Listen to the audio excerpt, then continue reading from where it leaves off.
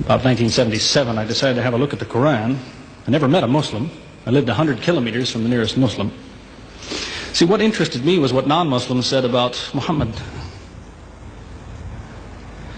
There are books and books written about Muhammad that tell you, one thing we know for sure about this man, he had an outside source of information.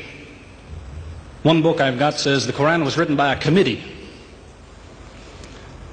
because they've established so well that there's information in there that an Arabian shouldn't have known. He must have had someone from the outside bringing him this information.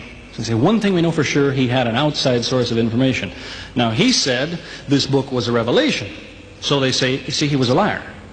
He got it from somewhere, he put it in a book, and he gave it to someone, telling him it was from God. He was a liar. Other people write books and books on the subject of Muhammad, and they say, one thing we know for sure, he thought he was a prophet. He was crazy. Because they look at his life very carefully, and they see episodes like, for example, when he hid in the cave with Abu Bakr.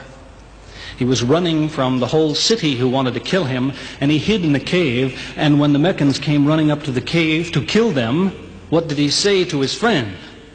Did he tell him, see if you can find a back way out of the cave? What he told his friend was, relax. He was telling him, I see what you see, but he said, God is with us, God will save us. So people on that basis, they say, you see, he thought he was a prophet. He thought God was with him because he said things like that. He wasn't a liar. They never seem to realize that one man can't be both. So you can't be a liar and a crazy man at the same time. If you think that an angel gives the words of God in your ear, and somebody says, I have a question for you, what does God tell you about this thing? I want to hear an answer tomorrow. If you're a crazy man, if you think an angel whispers in your ear, then you don't sit up that night thinking, what will I tell him tomorrow? What can I find? Who knows the answer? You're crazy. You think the angel will tell you the answer. You don't go and look it up somewhere. You see, you can't be a liar and a crazy man at the same time.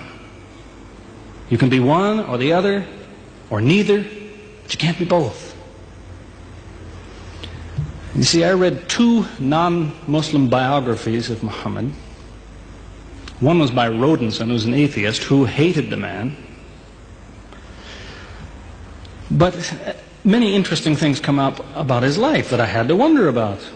One story that's told is that when he was an older man, he had a son named Abraham. The son died when the child was 2 years old. The same day the boy died, there was an eclipse of the sun. The sky went dark.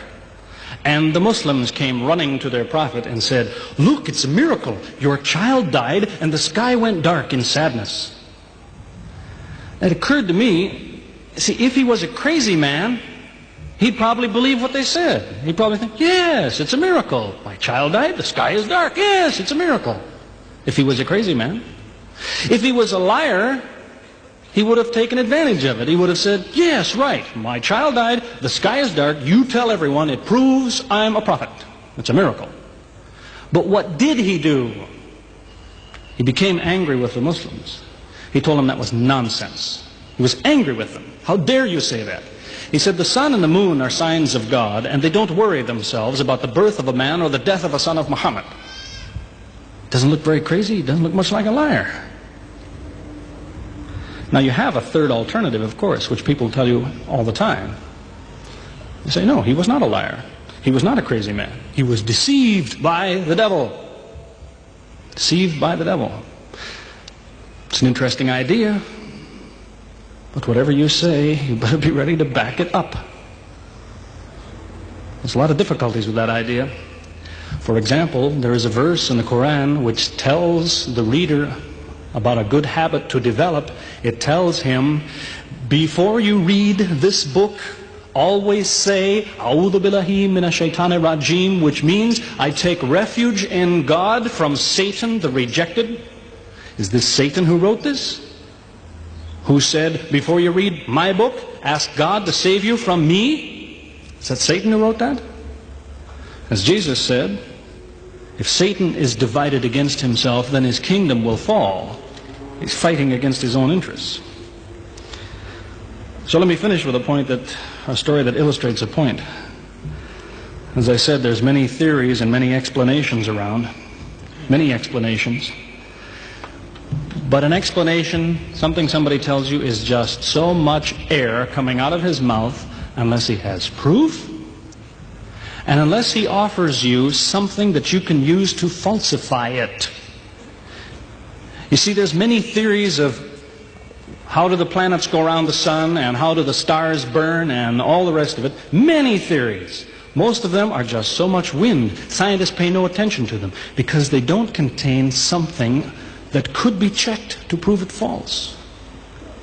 You see, Einstein was considered an intelligent man because when he offered his theory in 1905 and again in 1915, he didn't just offer a theory, he said, here's 3 ways to prove I'm wrong. Now it's worth listening to. He's told me, here's 3 different things you can do. If you can do this, I'm wrong. Here you are.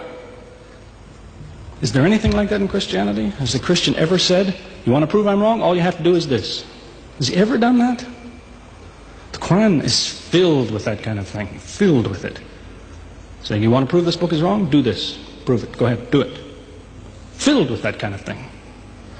There's an example of it that made a big impression in its day, during the lifetime, 14 centuries ago, of the Prophet of Islam. You see, he had an uncle named Abu Lahab. That was his nickname, Abu Lahab. This man hated Muhammad. He hated anything the man said. He used to watch him going through the city, and if he saw him talking to someone, he waited till they split up. He'd go after the man he spoke to and take him and say, what did Muhammad tell you? Whatever it is, it's a lie. Did he tell you day? It's night. Did he say black? It's white. Exact opposite. Whatever he heard the Muslims say, he said the opposite. That was the way his mind worked. There's a little chapter of the Quran called Lahab, and it says about this man that he'll never change. It condemns him to hell, Jahannam. You see, if the man had ever become a Muslim, the Muslims would believe, well, now he's not condemned anymore. You see, for 10 years before Abu Lahab died, that was a part of the Quran. And the Muslims could come to Abu Lahab and say, do you know, it's been revealed to us in our book that you will never be a Muslim. God says you will never be a Muslim. For 10 years they told him that. All he had to do was say, well, your book is wrong. I want to be a Muslim. What do you think of your book now? That's all he had to do. He had 10 years to think about it. And that's the way he was. See, if somebody is your enemy, you don't come to him and say, you want to prove I'm wrong? Here, say this. Come on, say it. If all you have to do is say the words and I'm wrong, you finish me. He never did it. See, this is one of many cases of something that was offered that could have been falsifiable. So it was. As I say, in 1978, after, how long would that be? 15 years of arguing with church authorities, one place or another, I got the idea. I'm going to argue with some other people. I'm going to read the Quran, see how much of it is any good, pick out the true, pick out the false. Thought it'll take a few years, it'll take some serious study and so on. I read through it. About 3 days later, I finished it. I said, this is what I've been saying for 15 years. So I went to find some Muslims. I don't want somebody to feel you've been tricked into something. I haven't said anything about Christianity that isn't true. I haven't said anything about Islam that isn't true unless it was a slip of the tongue or something. I'm simply trying to remind an individual, don't close your mind before it's too late. Don't make up your mind before you have all the facts. Most people who used to be Christians and become Muslims will tell you, I am a better Christian than I used to be. Now I follow Christ. I didn't before. That's what I would tell you. The Bible says Jesus told his disciples, when you greet one another, let your greeting be, peace be with you. He set the example.